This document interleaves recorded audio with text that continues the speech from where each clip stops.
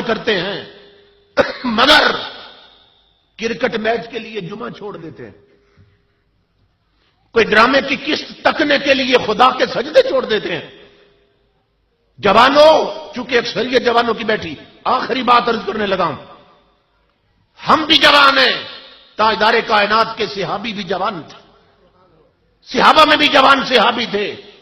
ایک صحابی کی شادی کی پہلی رات آتی، جوان صحابی ہیں، عشاء حضور کے پیچھے پڑی، آقا جلوگر ہے، گفتگو شروع ہو گئی، اسے یاد ہی نہیں میری شادی کی رات،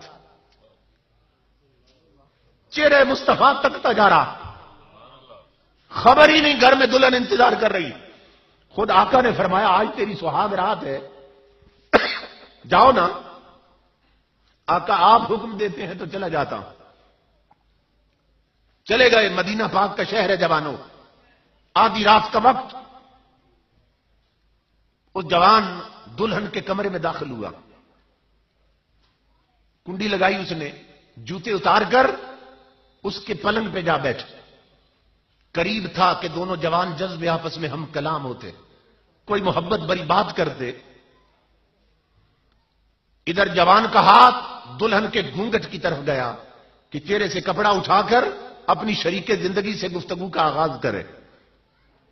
جوانوں غور سے سننا، شادی کی پہلی رات ہے، ابھی ہاتھ گیا گھونگھٹ کی طرف، ادھر مدینے کی گلی سے بلال حبشی کی صدا آ گئی، اے مدینے والو، تمہیں تاجدار کائنات بلا رہے ہیں۔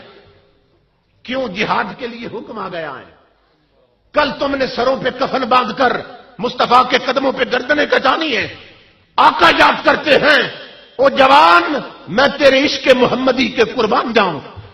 جو ہاتھ گھونگھٹ کی طرف گیا تھا وہ پیچھے ہٹایا، قدم چارپائی سے نیچے اتر آئے، جوتے پہن کر دیوار کی طرف گیا، تلوار لٹک رہی تھی، پکڑ لی، دروازہ کھول کے باہر نکلنا چاہتا تھا، دلہن دوڑ کر قدموں سے لپٹ گئی، رو کر کہنے لگی شادی کی پہلی رات ہے، تو نے ابھی میرے چہرے سے نقاب نہیں اٹھایا، ابھی کوئی محبت بری بات نہیں کی، اور میرے سرتاج مجھے چھوڑ کے کہاں جا رہے ہو؟ جوان نے دامن جھٹک کے چھڑایا، کہا نادان لڑکی، مجھے نہ روک، اس لیے کہ مجھے میرے سرتاج نے بلایا ہے۔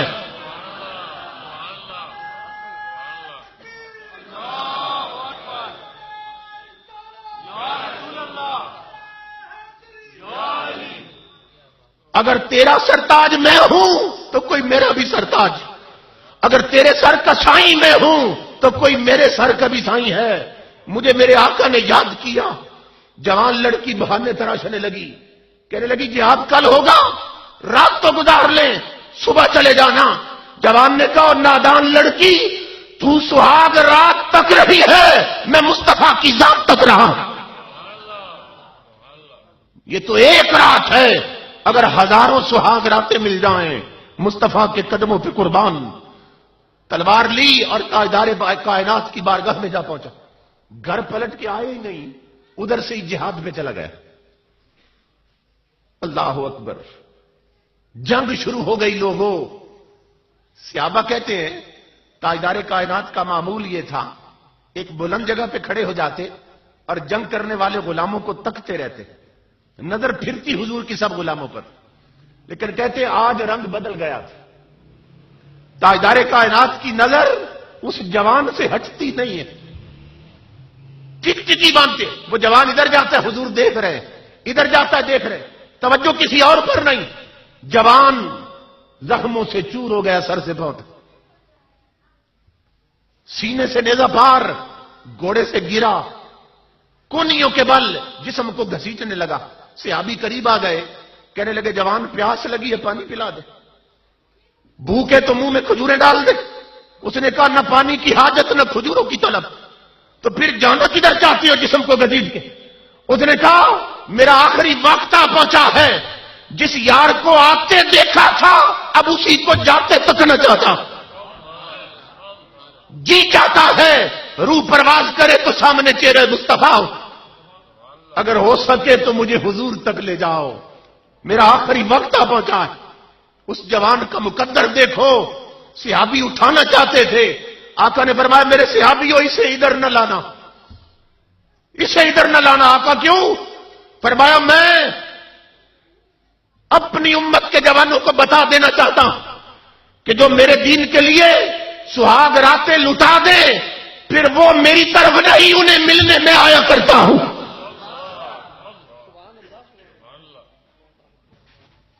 اسے نہ لانا، میں اس کی طرف آتا ہوں۔ تاجدار کائنات دوڑ کر اس کے پاس گئے، اس کا سر حضور نے جھولی میں رکھ لیا، اپنی کملی سے چہرے کا گرد و غبار صاف کیا، زلفوں میں انگلیاں پھیرنے لگے۔ جوان نے آقا کی جھلک دیکھی اور جھولی میں روح پرواز کر گئی۔ صحابی کہتے ہیں تاجدار کائنات کی آنکھوں میں آنسو اور ہونٹوں پہ ہنسی، یہ دو متضاد چیزیں تھیں۔ آنکھ رو رہی ہے، ہونٹ ہنس رہے ہیں۔ ہم نے عرض کی اللہ کے حبیب یہ آنسو اور یہ خوشی کیسی؟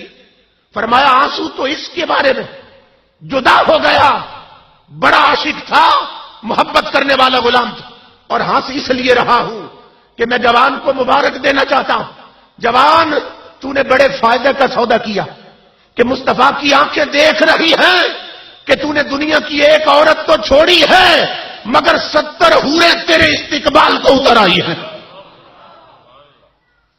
جنت کی 70 حوروں سے اللہ نے اس کا نکاح کر دیا۔ تو جو تاجدار کائنات کے غلام بن جائیں وہ بڑی سے بڑی قربانی سے دریغ نہیں کرتے۔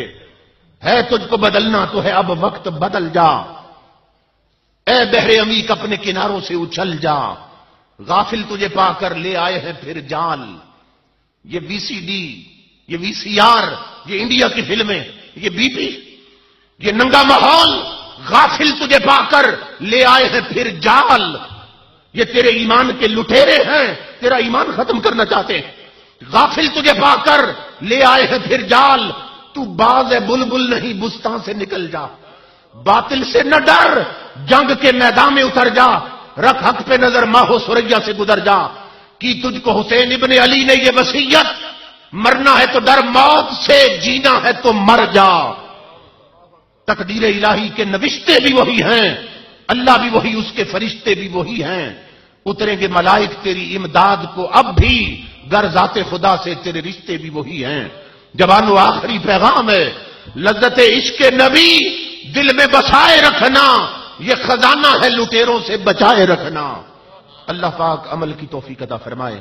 وما علینا الا البلاغ۔